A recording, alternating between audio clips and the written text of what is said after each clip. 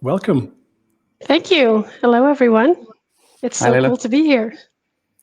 Cool. I guess you have a slightly different topic in terms of what it is about. It's all messaging and tracing things throughout various systems, I guess. So I'm Right. really curious about that. Okay. Well, I hope you enjoy it. You'll have to tell me afterwards. Perfect. Let's bring up your screen, and then we will remove ourselves from the stream and give you the full stage. Okay, thank you. Good luck. So, hello, everyone. My name is Laila Bougria. I work for a company called Particular Software, where we make a service bus. And today, as Martin already introduced, I want to talk about the challenges of debugging distributed systems. And in this case, I'm going to go through a system that's based on messaging and kind of, go over the sort of pains that I've seen many teams go through, including myself. Let's be real right here, right? So I've also felt this pain, definitely, when moving from what I was used to working on a monolith to then working on something that is based on different components that are all interacting together. So with that being said, let me start off the session with a story. Once upon a time, there was a retail business that decided to build a system for their online shop. And they started small, but as their business venture grew, so did their system. And in order to keep up with all of the increasing complexity that brought with it, they quickly understood that in order to, stay on top of all things, they had to start decoupling the system. And slowly but surely, their system sort of evolved into what we nowadays call a distributed system. Before you knew it, we also had 3 teams in the house working on the system, and they were Team Lorem, Ipsum, and Dolor. For those of you who don't know, Dolor means pain because, there's always one team that may feel more pain than others, right? As a way to communicate between the components that were now part of that distributed system, they chose to use messaging. So let's take a look at one of the most crucial business processes that's part of this system, placing an order. And we sort of know the drill on this one. We want to store the order. We also want to charge the credit card so we can actually make some money, package the order, ship the order, also send the customer a bill at the end. And based on the sale that we just completed, we also want to adjust the stock so that reflects reality and figure out maybe if we want to order some more stock if we see that stock is about to deplete, for example. Another consideration is that we may want to verify the customer status to understand, okay, are they now eligible for some kind of a discount code? Or maybe they could get some type of a gold status because they have ordered more than 100 orders in a month, something like that, right? Depending on the business requirements. So if we think of these responsibilities in terms of the teams that were managing them, then we'll see Team Lorem basically responsible for everything regarding that physical order and getting that into the customer's hands. Next, we have Team Ipsum that's responsible for everything regarding the inventory. And we have finally Team Dolor that is responsible for everything regarding customer care, hence the name. So if we start to think of the messages that are flowing through a system based on this business scenario, then we might come up with something like this. So there are a few relatable components that we can sort of think of, like a sales component that will make sure that we can process orders, a finance component that will make sure that we can actually make some money, inventory takes care of the stock, and so forth. And we're sending some messages, or rather commands, for things that we want to execute, but we're also making use of the publish subscribe pattern to basically signal to the system that things are occurring. However, looking at the system in a drawing like this doesn't really tell us anything about the complexity, because we need to understand who's communicating with who and who sends with message to what component and what's reacting to what. So in order to really grasp the complexity of the system, we need to start thinking of the system in terms of interactions. And once we start drawing things that way, we'll start to see the complexity surface a little bit as well. So as I've already mentioned, we're using pub/sub here to signal to the rest of the system any events that are of importance. For example, we can see here when an order is placed, there are multiple components that are reacting and are saying, okay, this event is of importance to me, and I need to do some things right now. For example, inventory will say, okay, an order was placed, so I have to go and adjust the stock right now. And the advantage of splitting things up this way is that you end up with a whole lot of autonomous components that are not too tightly coupled together. They're just basically reacting to events that are happening across that system. If we think of autonomous components, it brings us quite a few advantages, right? Because one of those actually is the fact that it supports the idea of having our teams operate autonomously. And that also means that each team can basically choose whatever tools, frameworks, even programming languages that best suits their own needs. They can also operate in isolation. That means that if one component is, for example, down, or we're upgrading that or taking that down for whatever reason, the rest of the system should be able to continue operating without much problems. And as long as these components are interacting based on a fixed contract, which in our case is messaging, right, then they should also be able to evolve independently. However, there's a caveat there, because anything that can evolve independently can also fail independently. Let's take a look at an example that our team Ipsum ran into. So here's one of the exception messages that surfaced in their system. As we can see here, the system is throwing an invalid operation exception when we are trying to process an update product stock message. And it seems to be because we're trying to get a product from a collection that does not exist. So maybe something is off, maybe we don't have that product to begin with, right? So the engineers on Team Ipsum look at this and they start racing through a bunch of questions in their head. What happened? Where did it happen? In what context and why? Usually, as engineers, we'll look at an exception message like this and we'll carefully look at the message. We'll also try to understand, are there any inner exceptions? What's the call stack right here? So that we can understand how this happened.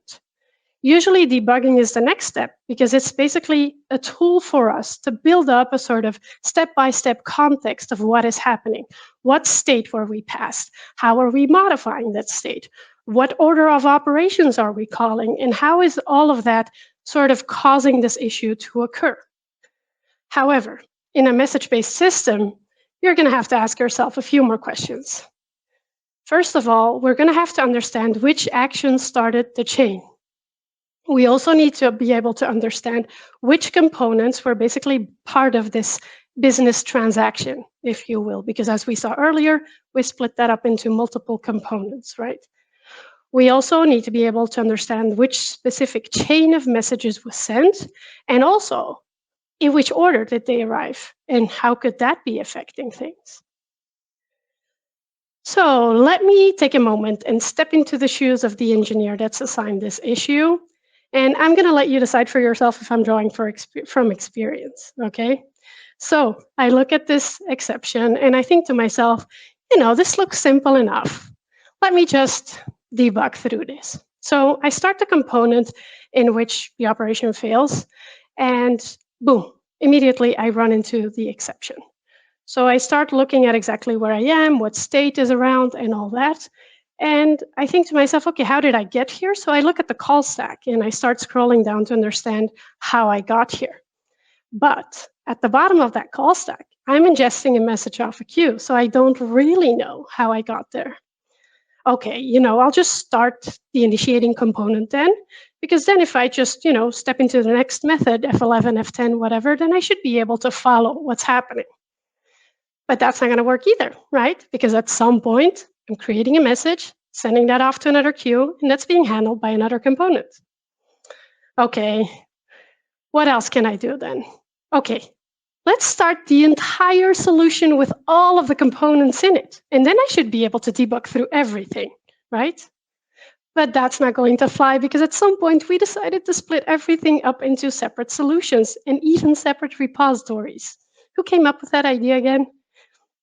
Okay, I know.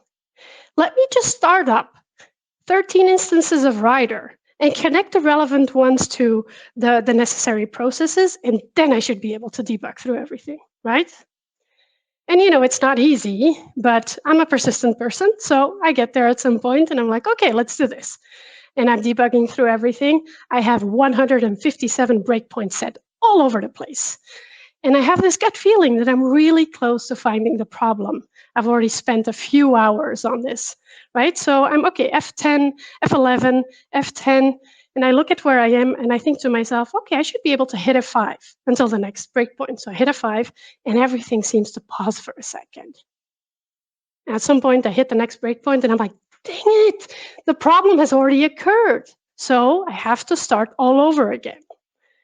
At that point, if if you know me, I have Mediterranean roots. So at that point, I'm already cursing in at least 3 different languages, and I need some breathing time. So I walk outside, take some air in, listen to the birds and the bees, and do some breathing exercises to calm myself down and think, okay, what more can I do to solve this problem?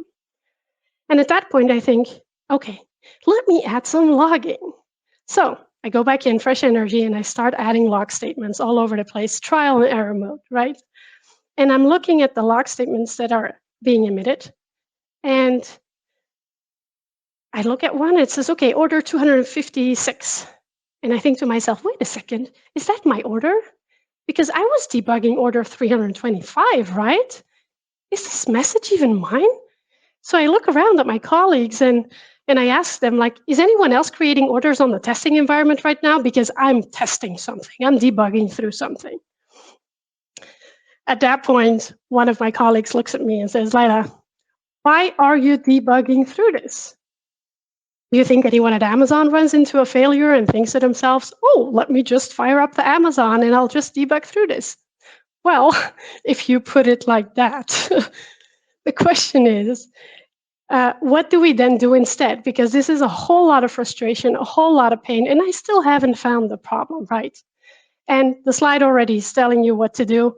We test, right? And if I'm stating the obvious to you right now, then more power to you. But unfortunately, given my experience, I think it's still worth stating and restating again. Testing is very important. And that's really independent of any architectural style that you may be using in your system. But in a distributed system, it's really, really crucial. So there are many forms of testing available, completely out of the scope of this talk, but I'm sure you know where to start looking for them.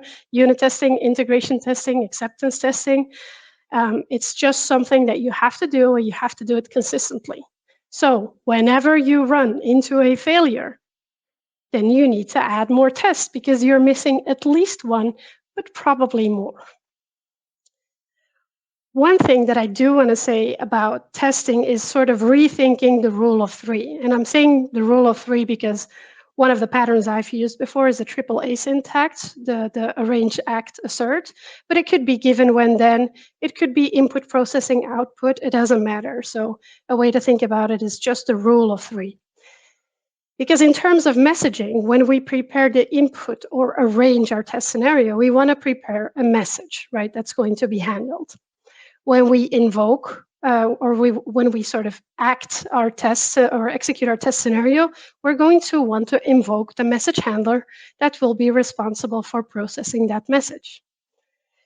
But it's the verification phase where things get interesting, because not only do you want to verify any desired outcome of your test scenario in terms of API calls, state changes, and whatnot, but you also want to verify all of the outgoing messages that you are sending as part of processing that message, because you are sending a bunch of information that another component in the system is going to start make decisions based upon, right?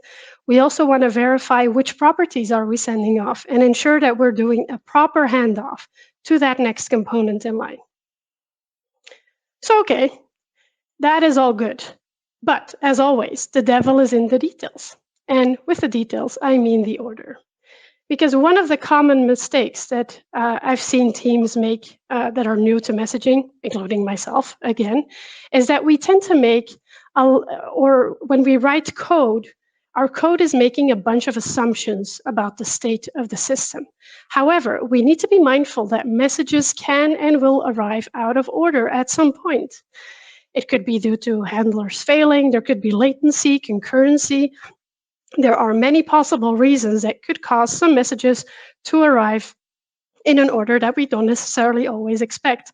And if we then have assumptions in our code and they don't hold up, then things will start failing all over the place. And it's like, oh my gosh, what's going on, right? So let's make this a little bit more concrete and look at an example. As you can see here, this is a very sort of naive stock implementation for the sake of the example, right? So this is the handler for the update product stock message.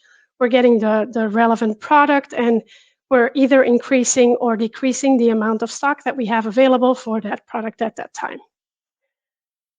The team also added a guard clause because, negative stocks, that's something that we shouldn't allow because it just doesn't make any sense. We can't have -5 PlayStations in stock. That doesn't make any sense, right? However, that is an assumption right there. Because is it really true that you can't have a negative stock? Let's sort of zoom into a part of the domain to think this through a little bit.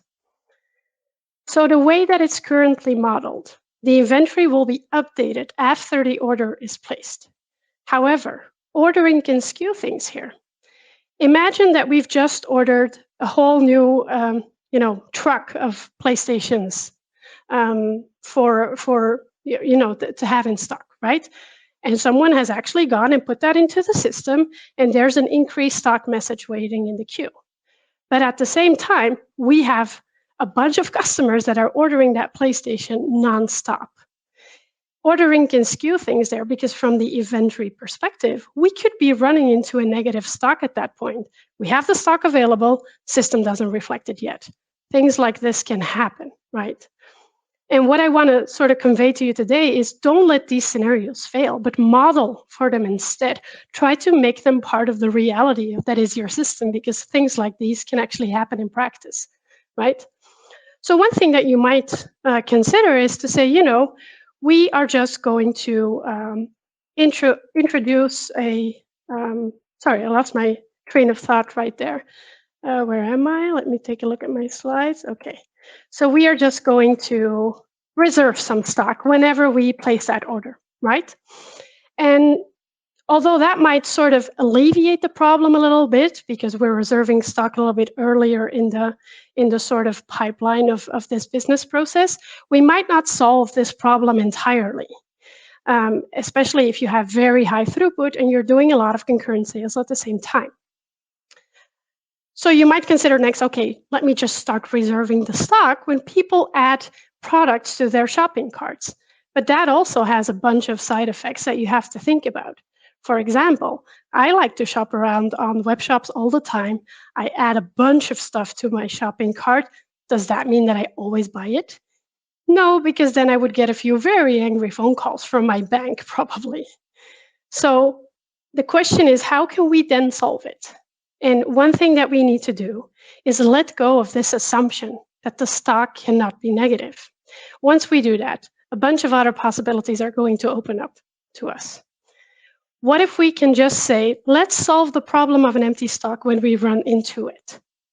And it's not even that crazy, because a while ago, real life scenario for the sake of this example, I was shopping around for a new screen for my home office, and I wanted one of these huge screen, 49-inch, because, reasons.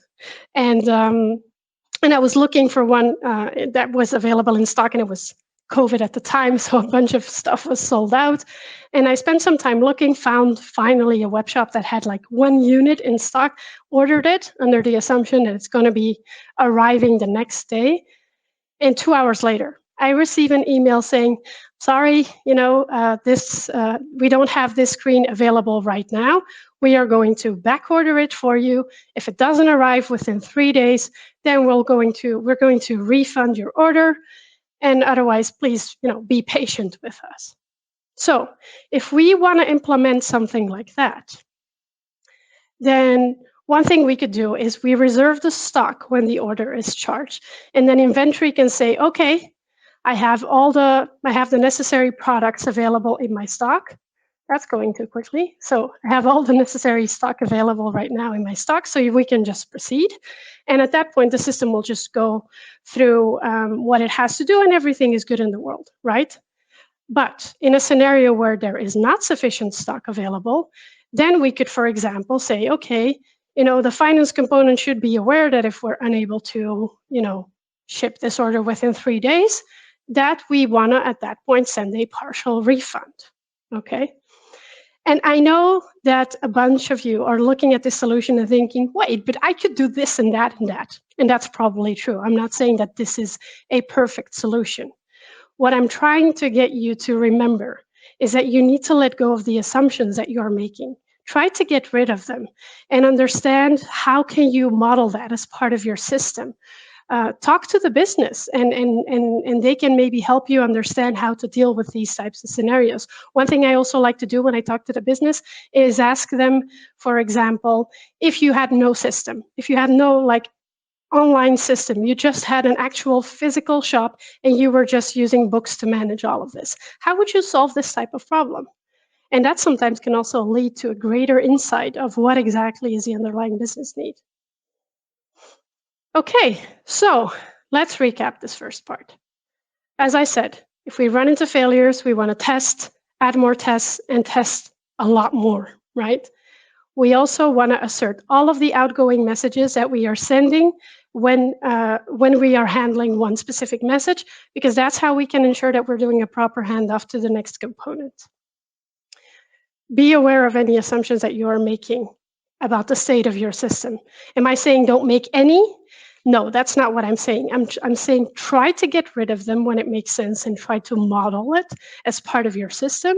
And if in some cases you're saying, no, this is actually an assumption that we want to keep, okay, but then be aware of it and think about how that may cause the system to fail at some point as well. Expect out of order messages. I mean, they will happen at some point. Concurrency, process failures, network latency, even infrastructure reliability, right? We can't always just rely on the fact that everything will happen for us in the exact order that makes sense to us. So, and finally, I just want to say, talk to the business, because to come back to the previous example of the inventory, probably if you talk to someone on the business and you tell them, we can't have negative stocks, they'll probably tell you, of course we can. Just sell what we don't have and we'll make sure to back order it and it will solve that problem later, because, businesses just want to make money, right? Okay.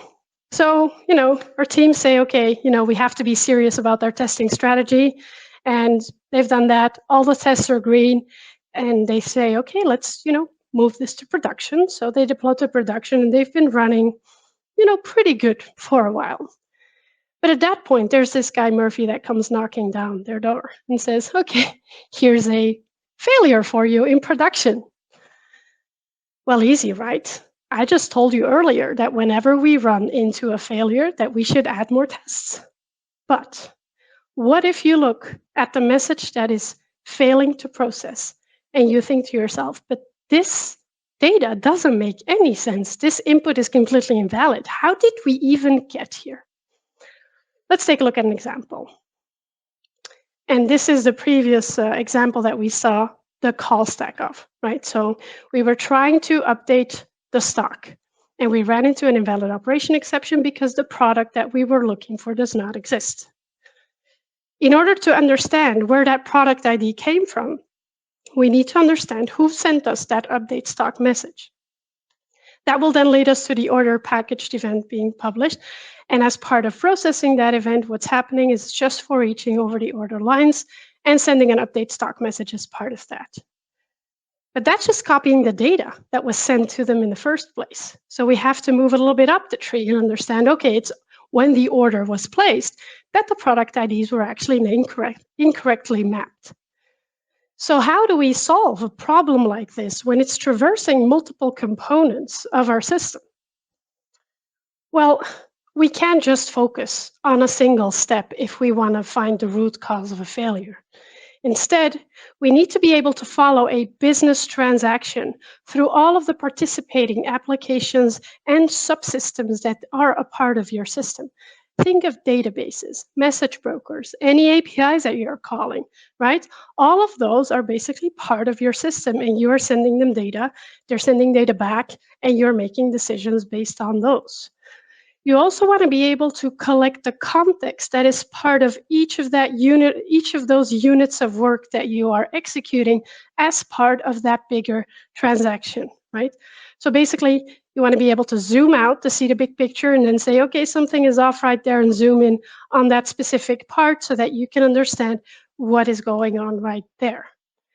And that's exactly what distributed tracing is for. So distributed tracing is, quite the hot topic right now with, the rise of microservices. But really, it's not new. It goes back to the beginning of the century when service-oriented architecture was all we were ever talking about, right? But it's important to understand that distributed tracing is important independent of the architectural style that you are using. Once you start decoupling your systems, you're basically going to have this need of understanding how things are traversing through all of these components that make part of your system to get to the root cause of any failures that you are experiencing. So our teams have looked into this. They have felt so much pain debugging through their distributed systems, and they say, okay, distributed tracing is something that we have to do. So they start looking at the information out there, what tools are available, what frameworks, and they understand that there's actually a pretty wide offering available. And if you remember, our teams are autonomous, and they could choose whatever programming languages, tools, and frameworks that they wanted, right? So what happens is that we have Team Lorem that says, we've used Jaeger before, so we're going to go with that one. And then there's another team that says, well, we're using Azure Monitor to look at our components, so we're just going to go with Application Insights and Azure Monitor for that. At that point, they hit another wall. Because what happens is that although they are storing a lot of very valuable information and valuable telemetry about their subcomponents, the problem is that each of those is stored in a vendor-specific format, right? And it's problems like these that led to a higher need for standardization. And what happens? Well, standards start popping up all over, right? That's what usually happens. So we had the Cloud Native Computing Foundation that then came out with open tracing, which was a standard for distributed tracing. And around the same time, we had Google that open sourced their Open Census project. At that point, the vendors started looking at this and saying, okay, we love the idea of having a standard, but how many standards do you want us to support? Can't you just please, marry the two and let them have a beautiful baby? And that is exactly what happened and how OpenTelemetry came to be, right? They merged these code bases together.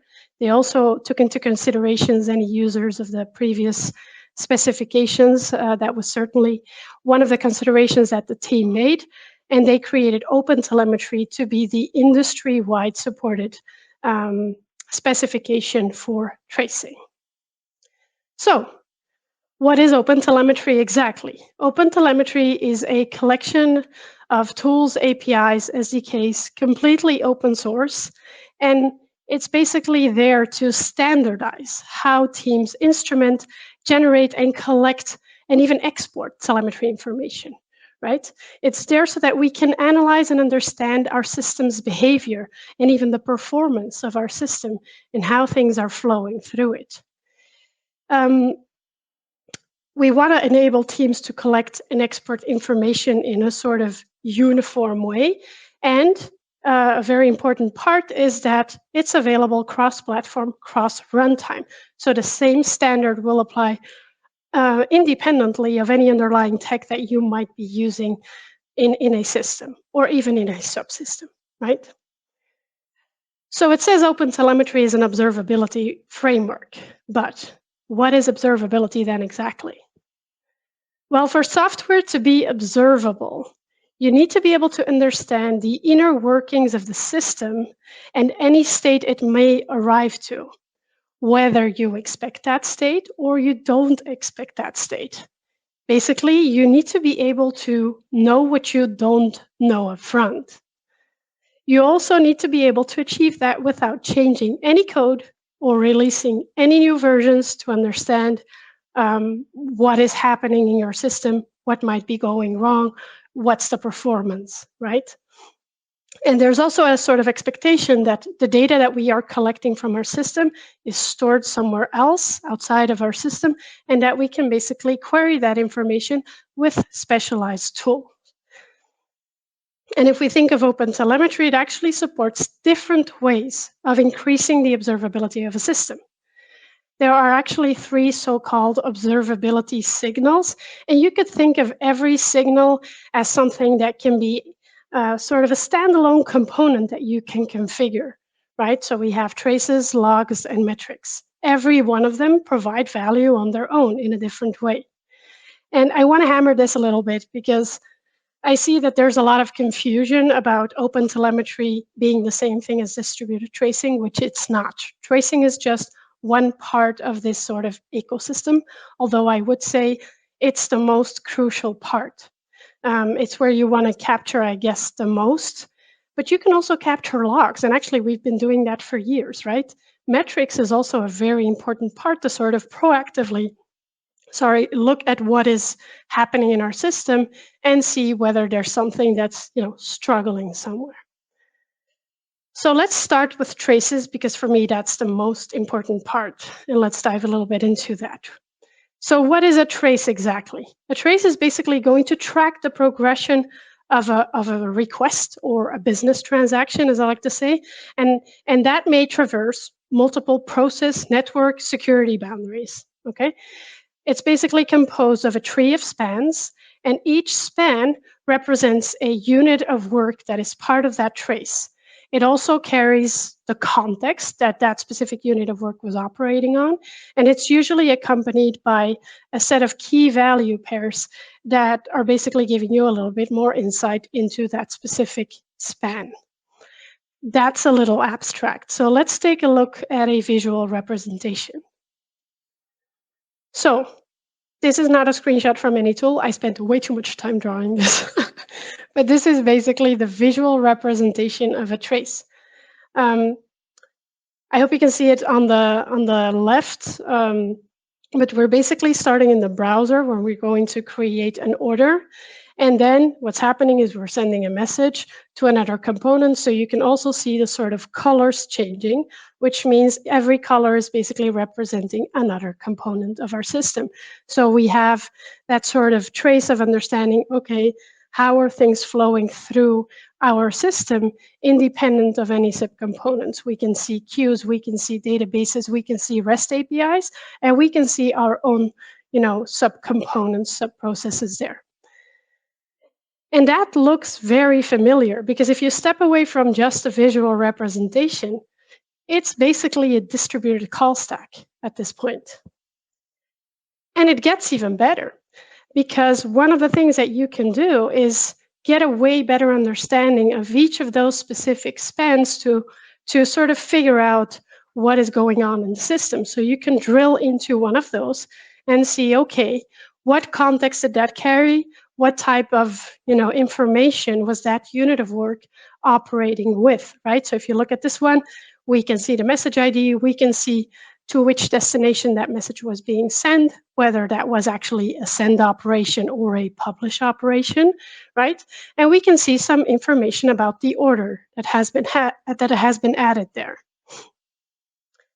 And if we want to bring this back to the example that we were trying to fix earlier, what we could do is basically go into whatever tool we chose to use to capture all of this information, and we're going to be looking for failed spans or traces. At that point, we'll find a few that are marked as failed, and we can start to understand, okay, what's happened here? And we can basically move up the tree and look at each individual span and understand if the mistake has happened before or not. In this example, we'll end up at the order placed event, and when we drill into that, we can see, oh, look at that. Instead of actually passing the product ID, by mistake, we had mapped the order ID to be passed. So how do these things get connected when we have spans that are basically emitted by completely separate components? Well, for a trace to be distributed and therefore propagated across multiple components that are part of the system, we're going to need some kind of a propagation mechanism. And propagation usually happens through a standardized protocol. One of those protocols that is recognized by the OpenTelemetry standard is the W3C trace context for HTTP headers. I always feel like I need a breath after saying that, such a long name. But basically, what it does is it adds a header to any outgoing operation, and which is called the trace parent. And that looks something like this. It basically looks like a bunch of IDs that are glued together.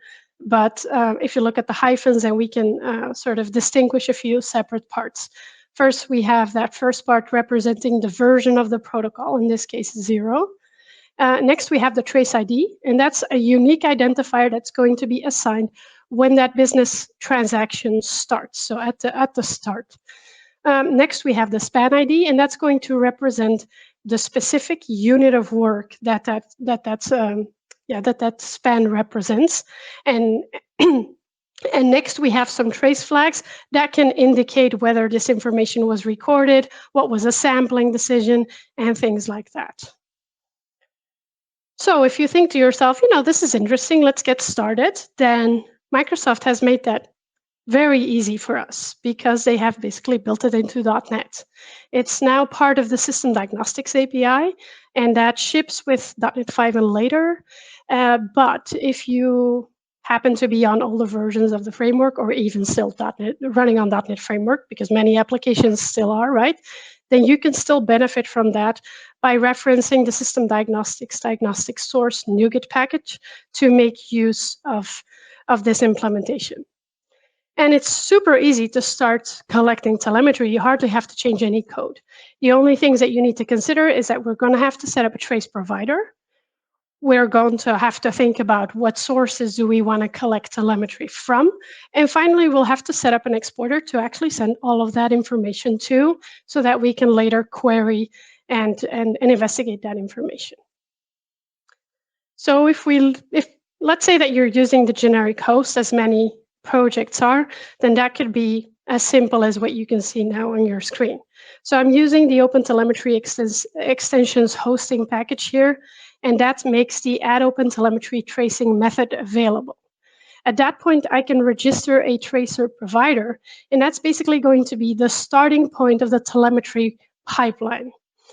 Next, what I want to do is set up, is actually give our configuration the name of our component, and it needs to be something that we can recognize because we are going to have to use that information later.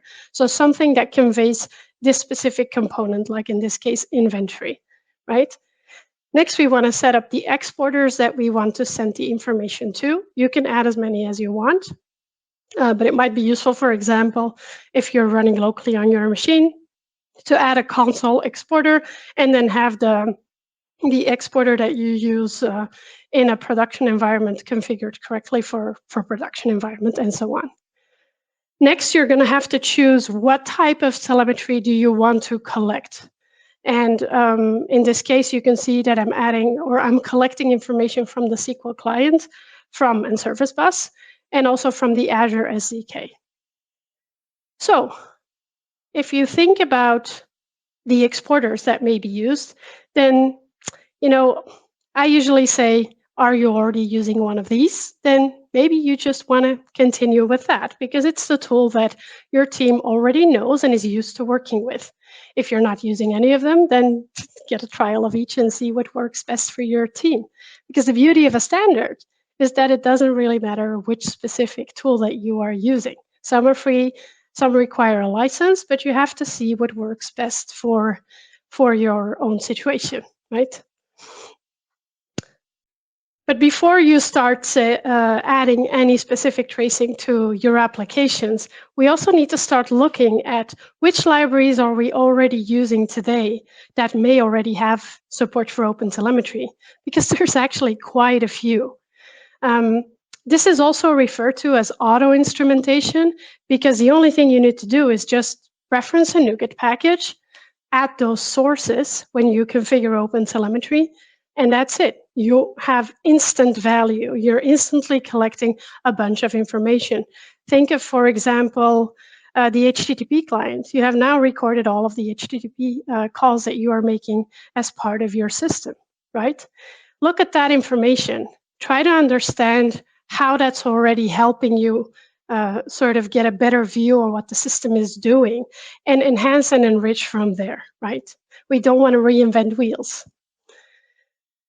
So once you say, okay, I'm really ready to start tracing, then I'm still going to stop you right there, because once you start looking up some documentation, you will probably look at the OpenTelemetry specification and read a bunch of information there. And you will also look at the .NET implementation for OpenTelemetry, and you will quickly figure out that things are named a little bit differently. So there are just a few things that you're going to have to hardwire in your brain.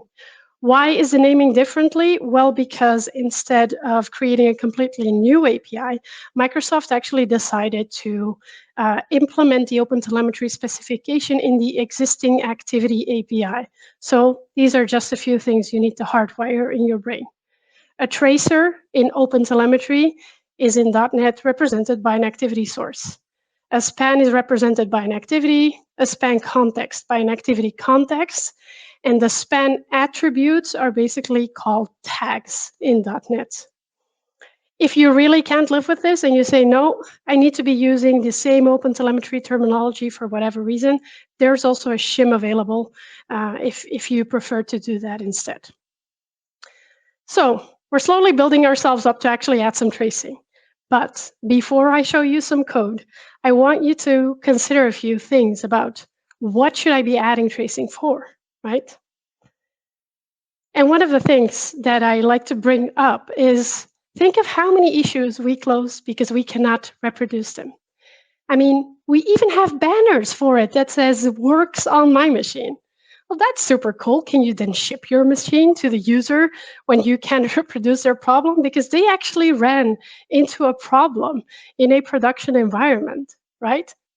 But ask yourself, what if you could easily connect a specific user action to a trace? Then you might actually go to that information and try to understand in what scenario that user was running, what were they doing, and how did it happen that they actually experienced that friction in the system. Another question to ask yourself is how easily it is for you to connect similar traces together. Because one thing that you might want to do is understand if there are specific traces that deviate in performance or in duration, and why is that so that you can identify those. You also want to be able to understand the operations in your system that are generating the most load so that you can understand the properties of those. Like, are they occurring at specific times? Is it maybe specific to a user segment? Or is it maybe specific to a location? And do you maybe need to adjust your physical infrastructure to cater for that, right? Another question is ask yourself which users are stressing the system, and are you able to deduct that information from the telemetry that you are gathering? Because you might want to be able to understand what are they doing? In what order are they doing things? Like, how come they're able to create that friction in the system? And the final one I have here is, let's say that you actually found a bug in the system, right? At that point, you can say, mea culpa, we're just going to fix it. But it may be very important to the business to understand how many users were actually affected by that. Let's say, for example, that you then want to send them an email or a discount code or whatever to make up for that fact. Well, how easily can you find those events based on specific maybe attributes, right? So these are just a few of the questions that I want to plant as seeds in your brain when you're trying to add tracing to your application. Now let's actually look at some code. Okay, so in order to start, we're going to have to create an activity source. That basically has to be uniquely named. And what you want to consider is to create one per subcomponent. What does that mean? So as we've split the system, we have inventory and sales and whatnot, right? And we might say, okay, we have one activity source for each of those components. But it might also be that the telemetry that you are gathering there is not relevant for everyone that is actually tapping into that. So if you have specific traces that you think to yourself, I want to be able to opt out of these, then you should be considering to create a dedicated activity source for that. And if you use the naming correctly, for example, inventory and then inventory dot whatever, for the users that want to collect all of that information, they can just add source inventory dot star, and they will be collecting also from those sort of subcomponents, right? Another way to think about it is, no, I actually want all of these traces, but I want to be able to control the specific attributes or tags that are being emitted on those spans. And if you're in a scenario like that, actually, I'll give you an example. For example, the SQL client instrumentation library will allow you to configure whether you want to capture the SQL statements specifically, right? So that's disabled by default, but you could basically opt in. And that's something that you can then handle with configuration. So it's going to be the same activity source, but you will allow some configuration of the information that's being emitted. As this example shows, it's basically a static instance. So you create it once and you share it within that same component. You don't have to reinstantiate this one. Another important thing to remember is that the activity source basically has an opt-in model. So if you are collecting, if you are emitting information, that doesn't mean you're automatically collecting it as well. You basically also need to add source inventory and the string literals, between the activity source and what you're adding source for. Those need to match if you actually want to collect some of that information.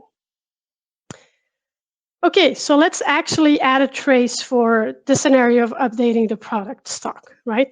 So what we're doing here is we're starting the activity based on that activity source that we've initialized earlier. And as you can see, the activity there is nullable. Why is that? Well, it's basically a performance optimization because as I've already covered, the activity source works based on an opt-in model, right? So if nobody's collecting those sources, the activity returned will be a null reference because why would we instantiate any objects that we're not going to be using, right? I'm also making use of the using statement there. And the reason I'm doing that is because I don't want to have to care about stopping the activity. So whenever the activity is going to be disposed, then stop activity will be called for me. And I'll also make sure that I'm disposing everything correctly. Next up, I'm adding some tags, the attributes, right? And what I want you to keep in mind here is look at the piece of code that you're trying to add telemetry for and ask yourself, if I were debugging this piece of code, what would be of interest for me? Like what state is coming in? What state am I modifying? What am I using to basically make decisions upon? What might be going wrong here? And that's the type of information that you want to be adding to your tags. Those are the key value pairs, right? There's also a balance to be kept. You can't just add everything because that's also going to have some downsides, which I'll cover a little bit later in the presentation as well. Just, as with everything, it's a balance and it's sort of something that we have to grow and learn in. Next, you can also add some events. And events are basically a very, very simplified form of logging. So you can add a few pointers that are purely textual there that can help you understand what's happening. That information will be captured as part of the trace, right? It's not a log statement as the ones that we traditionally know. Those will be covered later. So it's basically going to be part of that trace and available with the store tracing information. And at the end, very important one, I'm catching any exceptions that may occur, and I'm using that as an opportunity to set specific tags and then rethrow the exception. So there are actually multiple ways to set a sort of failed status on the activity.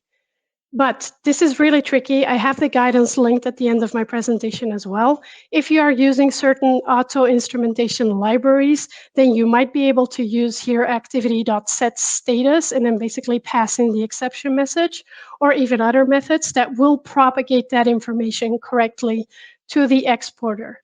However, if you're not using those auto-instrumentation libraries, then that will not be emitted and you will be missing those tags. And that is crucial because if you then look at the exporter and you look at the information that you have there, then those tags are not there, which means that those spans are not showing up as failed. So I prefer to do it this way because then I am sure that the information is being basically emitted the way that I expect it to be. So very important note there. Okay, I want to circle back to when we created that activity source because we can also pass in a version there. And I've totally ignored that. Not because it's not important, but because I wanted to spend a few minutes dedicated to talking about this, right? Because as your code evolves, so does the instrumentation code that you are emitting, right?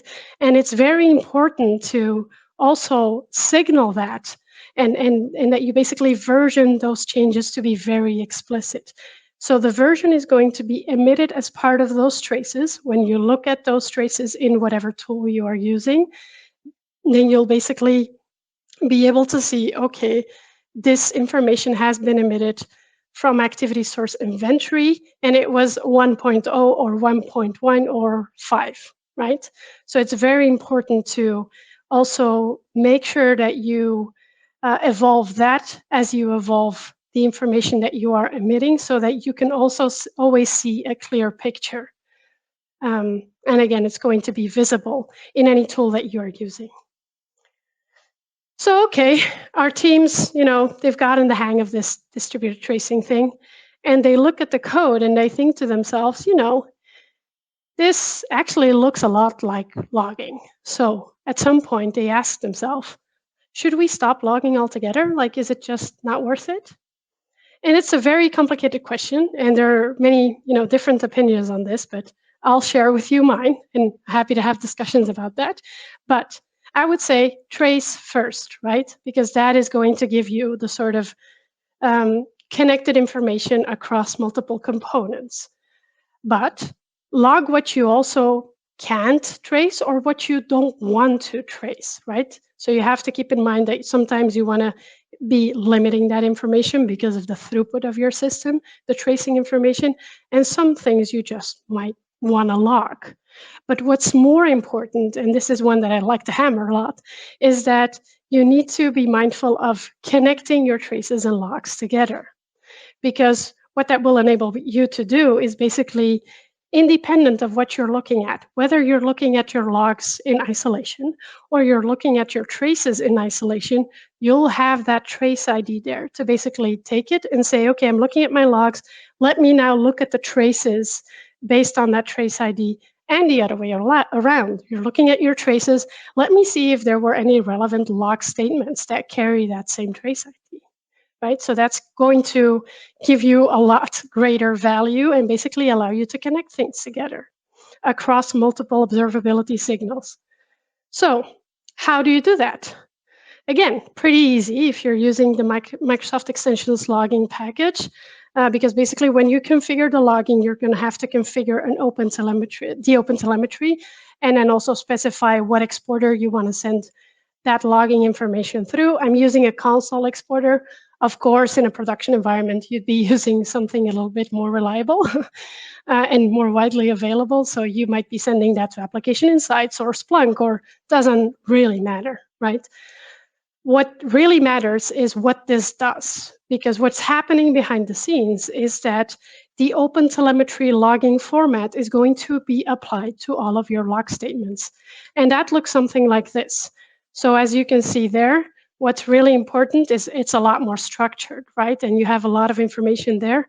But what's really important to sort of create that connection is the fact that in your log statement, you now have the trace ID and the span ID available so that you can connect that information together.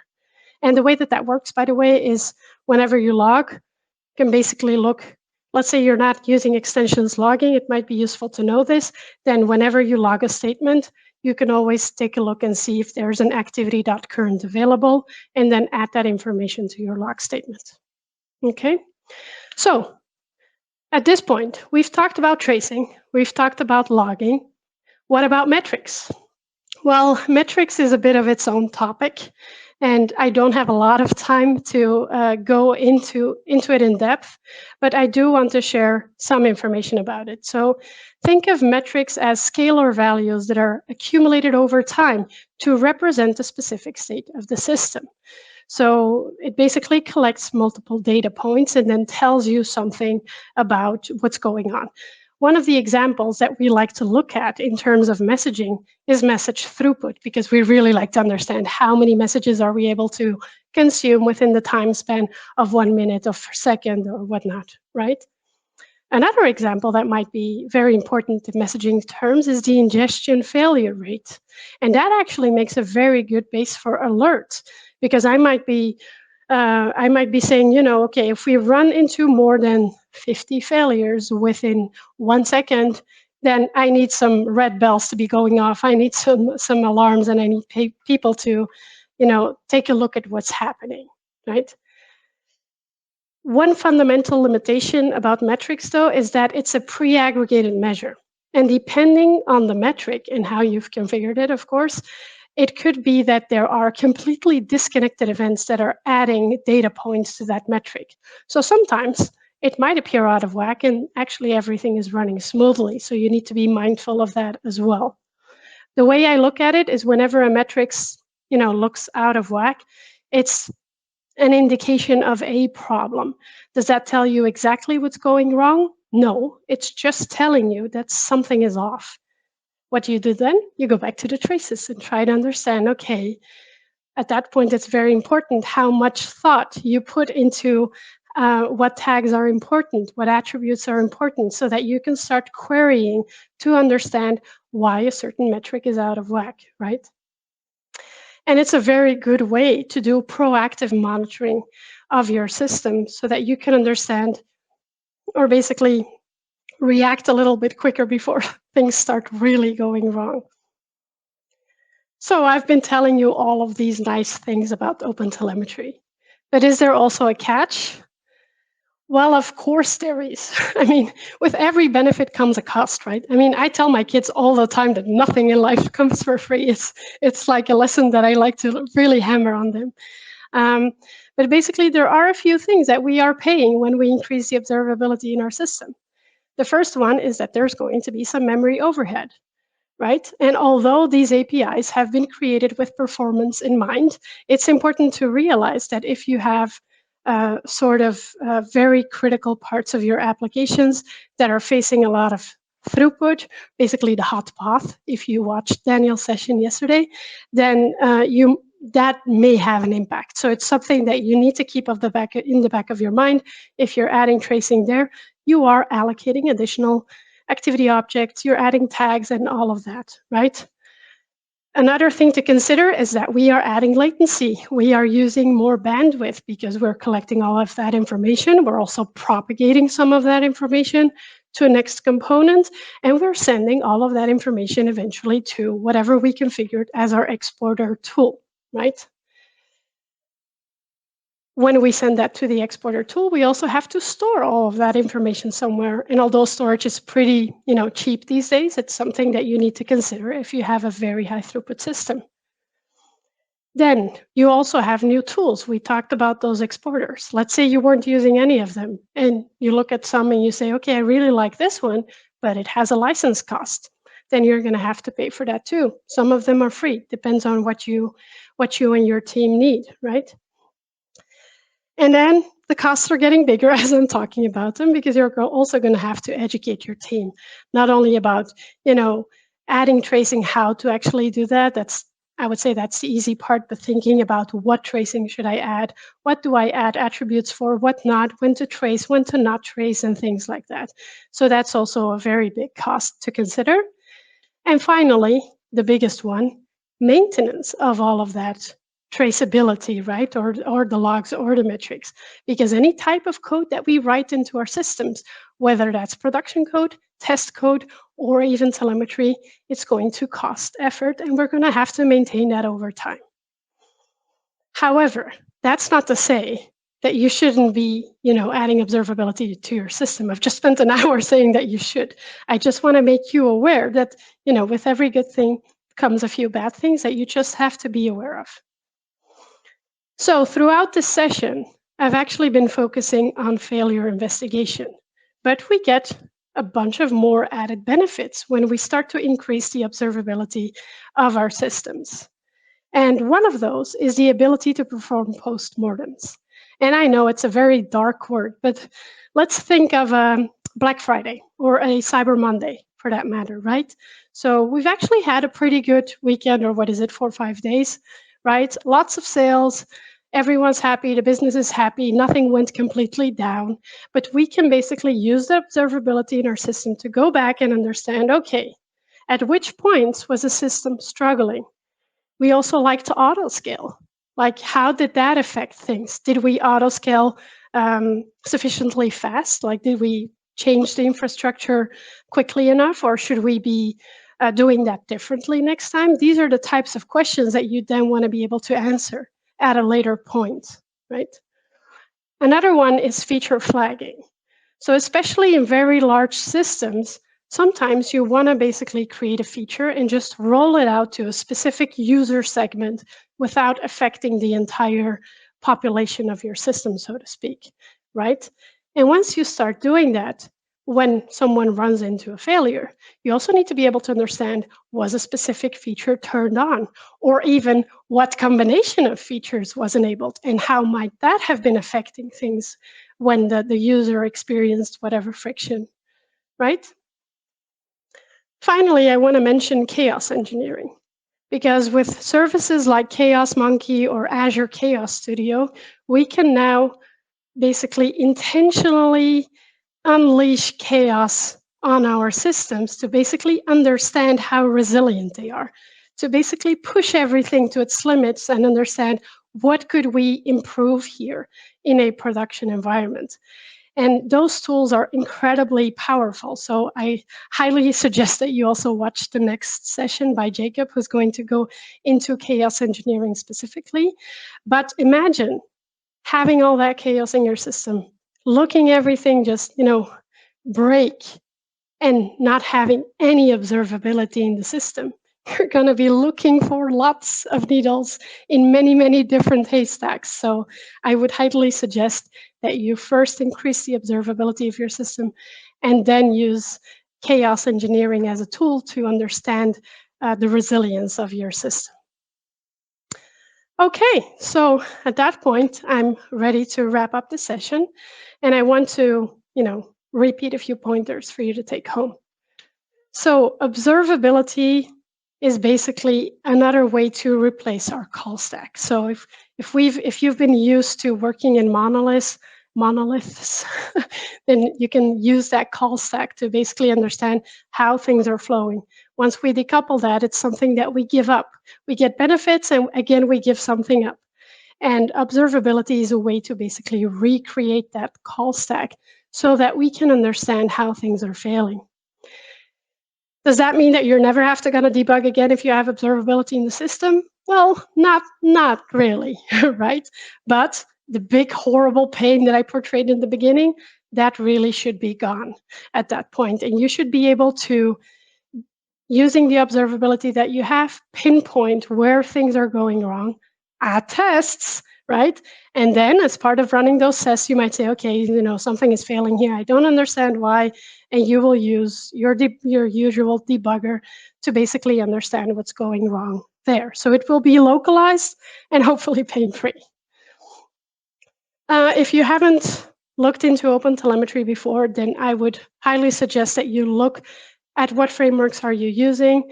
Do they already support OpenTelemetry? And look into Auto-instrumentation so that you can just start collecting telemetry without a lot of effort. You don't have to go back to your manager and say, I need 2 sprints now because I need to add observability to the system.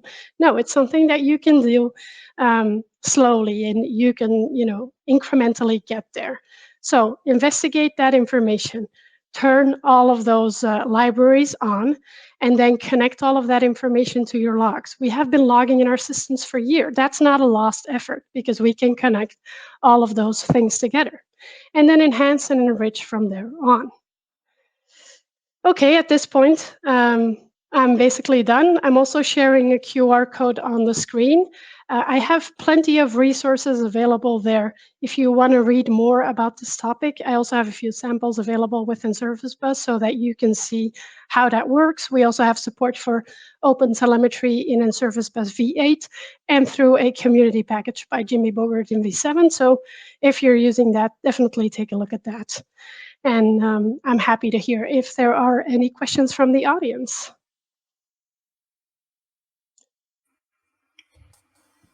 That was an amazing talk. Thank you, Laila. Thank you. I like how you say that OpenTelemetry enables you to build a distributed call stack.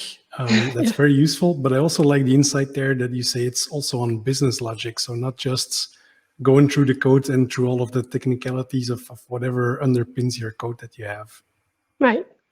Yeah, one of the things that people are sort of more used to, so to speak, is business metrics, right? But if you start thinking about OpenTelemetry as a sort of wider ecosystem, then you can start to ask completely different questions and understand how can I answer questions that I can't really, achieve to answer with metrics right now, and how can I add some tracing to basically solve those equations, so to speak. Yeah, exactly. I did have a technical question. I'm a big fan myself of Azure Application Insights, and I like the fact that you can do distributed tracing and all of that. But there's one thing that I'm not sure, I haven't come across it in OpenTelemetry, and that is in terms of capturing like memory dumps or automatic profiling whenever some exception occurs or something. Is that available somewhere in the framework? That's actually a good question. I'm pretty sure there is, if I'm not mistaken, but I can't answer that off the top of my head. Cool. However, it's one of those questions that I sort of came, when I said that it's a tricky question whether you should log or not, that was one of the things that I was thinking about, right? Because especially if you're changing your infrastructure on a dynamic way, then you might want to be able to collect telemetry on those fronts as well. I'm happy to look into it, though, and then we can continue the conversation somewhere else online later. Cool, thank you, yeah. Yeah, there's a fantastic presentation. I've learned a lot. I mean, I haven't used OpenTelemetry myself, and I was surprised actually to see that it was implemented in .NET through the activity source API. I don't quite get where the data goes, though. Is that the exporter stuff that you're talking about? Would you mind sort of clarifying a little bit of that for me? Right. So basically, OpenTelemetry is basically a pipeline. You have that tracer provider, you have processors that you may be plugging in. There are a few defaults, of course. Then that information goes through exporters, and what that does is it's going to send that information over the network to store that somewhere. That could be application insights. That could also be Honeycomb. It could be, what are all the other ones now? I can't think of any. Datadog, whatever. Is Jaeger?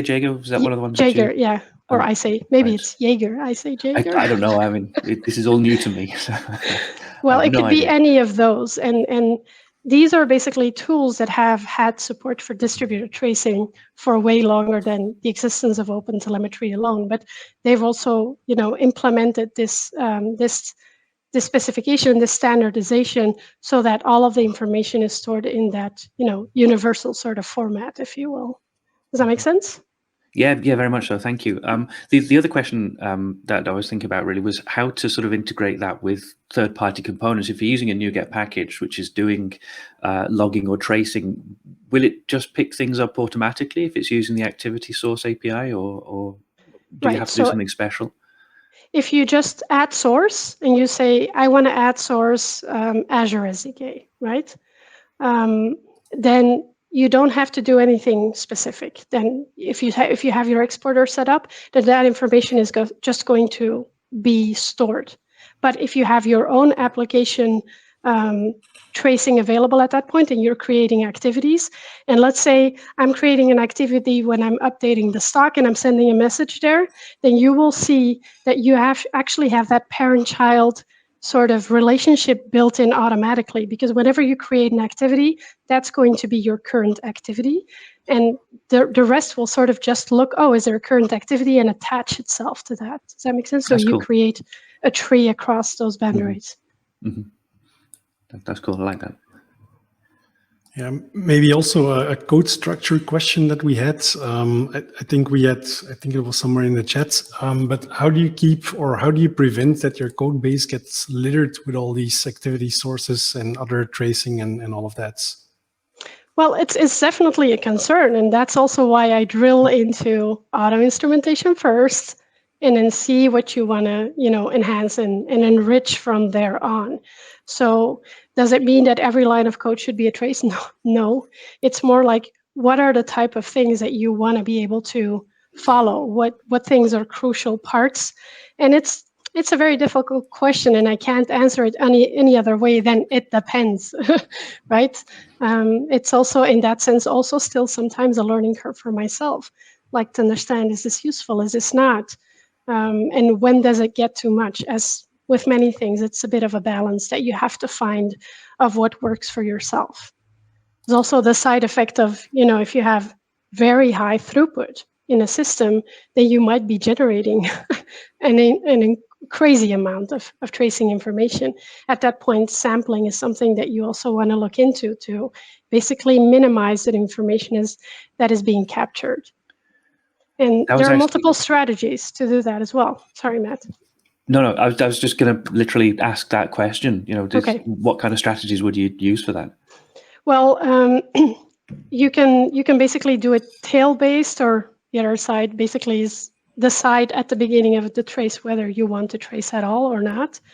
I usually encourage doing the other approach in tail-based. That also means that obviously you're creating all of those activities and you're capturing those. And at the end of the sort of business transaction, you're going to make a decision of whether to keep that information or not. And one of the reasons I find it so important to do it at the end is because any error that may have occurred is something that you don't want to lose, in my opinion, right? To avoid that horrible story in the beginning. And by the way, there's actually a few sampling strategies already supported by .NET out of the box. But OpenTelemetry, the OpenTelemetry SDK is extremely open. So if you want to create your own sampling strategy, even your own processor, even if you want to, your own exporter. So everything is pluggable. And in that regards, you have a lot of flexibility available. That's really cool. There's again, I've managed to come away from most of the talks today with things to look into now. So thank you very much for that. More. The list just keeps growing. I know. I keep on getting nerd sniped. This is one of those things. Cool. I'm happy to hear that. Yeah, it was an amazing talk. Thank you, Laila, for doing this for us. And thank you for having me. It's about time to bring in the next speaker, but also the next host. So Laila, we will get you off screen and first bring our new host in, which is going to be Rachel. Laila, see you next time. Bye. Thank you very much. Bye.